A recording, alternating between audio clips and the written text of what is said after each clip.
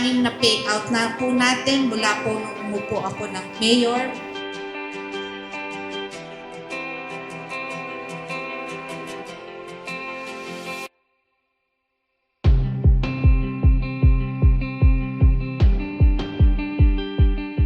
Sugar is the #1 cause of many sicknesses, cancer, diabetes, even hypertension, yung konting kain ng taba, damihan ng gulay. Sa amin, mula sa nanay ko, nag-borderline lang siya ng diabetes, pero kaming lahat na mga apo, magpipinsan, wala nang kumuha. So, kayang putulin. Kung kayo sa pamilya nyo may diabetes, i-correct nyo na sa susunod na henerasyon.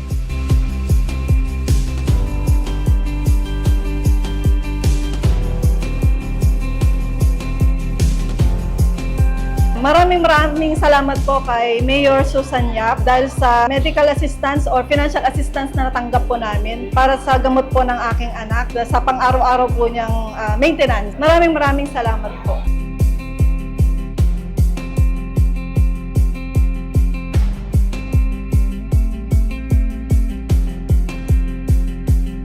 We are in the province, magtanim. Balik tayo sa kalamansi, buko, saging, at wag puro processed food. Wag tayo magpadaya sa mga nagbebenta ng kung ano-ano sa atin. Let's go natural po. Magandang hapon po sa inyong lahat.